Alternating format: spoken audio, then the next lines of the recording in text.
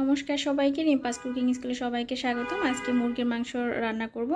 তো সেই জন্য ফার্স্টে আমি এখানে ধনে নিয়েছি, গোটা ধনে, গোটা জিরা, আর হচ্ছে পরিমাণ মতো শুকনো মরিচ। এখানে আমি অনেকটা শুকনো মরিচ দিয়েছি, আর এখানে আদা রসুন আছে। তো এই সবগুলো একসাথে ভালো করে বেটে নেব শিলপাটায়। এই যে এরকম শিলপাটায় খুব ভালো করে বেটে নিয়ে এর মধ্যে আমি হলুদের গুঁড়া দিয়ে দিচ্ছি পরিমাণ মতো, আর একটুখানি জল দিয়ে ভালো করে এটা মিশিয়ে নিব। তো এই মশলাটা দিয়ে হচ্ছে আজকে মাংস রান্না হবে, সেই জন্য আমি মশলাটা একসাথে রেডি করে নিয়ে রাখলাম। তো এই মশলা মানে বাটা মশলা দিয়ে রান্না করলে খাবারটা অনেক মজা হয়, মাংস রান্নাটা বিশেষ করে। তো এখন হচ্ছে আমি এখানে মুরগির মাংস নিয়েছি, পাকিস্তানি যে মুরগির আছে সেগুলো নিয়েছি। আমি হাড় বা মুরগির পা সহ সব মাংসই নিয়েছি। তো এগুলো হচ্ছে আজকে রান্না করা হবে। আর আজকে মাংসটা একটু ভুনা ভুনা করা হবে, একদম ভাজা ভাজা যে ভুনাটা আছে সেরকম করা হবে। তো সেই জন্য এখানে তেল বসিয়ে দিয়ে এখানে আমি টুকরো করে রাখা আলু ভেজে নিচ্ছি। আর অবশ্যই আমি আলুর মধ্যে একটু লবণ দিয়ে ভাজবো, আমি হলুদ দিচ্ছি না।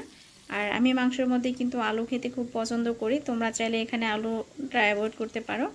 তবে আমি মাংসতে আলুটা পছন্দ করি, সেজন্য সবসময় মাংস রান্না করলে হচ্ছে আলুটা দেওয়ার চেষ্টা করি। তো আজকে বেশি পরিমাণে আলু দিয়ে মাংস ভুনা করব। তো আলুগুলো একটু এরকম লাল লাল ভাজা হয়ে এলে উঠিয়ে নিব।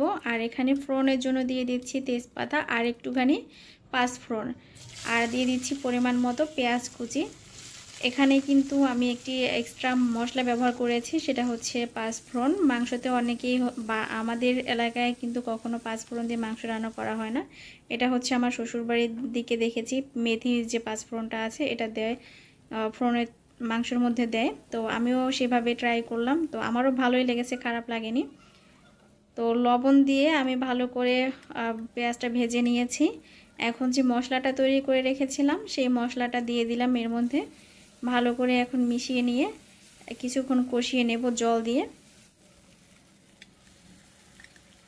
আর মশলাটা কিন্তু খুব ভালো করে কষিয়ে নিতে হবে, তা না হলে কিন্তু মুরগি ভুনাটা খুব ভালো হবে না। এই জন্য হচ্ছে মশলাটা খুব ভালো করে কষাতে হবে। তোমরা দেখতে পাচ্ছ মশলাটা কিন্তু একদম পারফেক্টভাবে কষানো হয়েছে।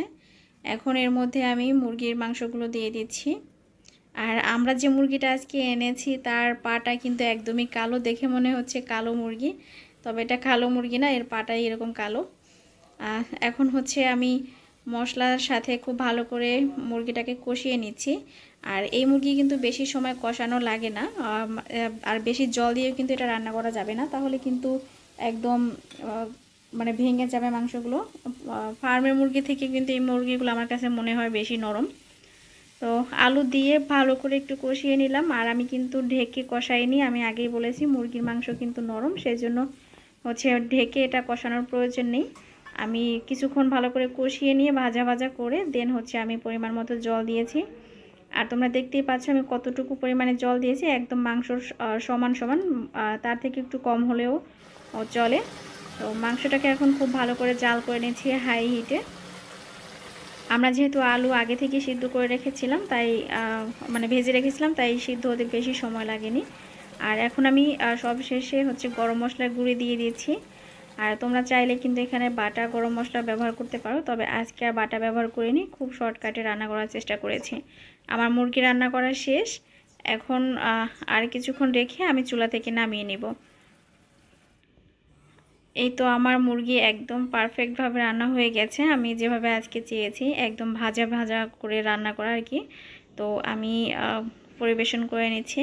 আমি কিন্তু সবসময় একটু ঝোল রান্না করি, তবে আজকে মুরগিটা একটু অন্যরকম বানিয়েছি। আগেই বলেছি আজকে ভুনাটা একদম কষা কষা হবে।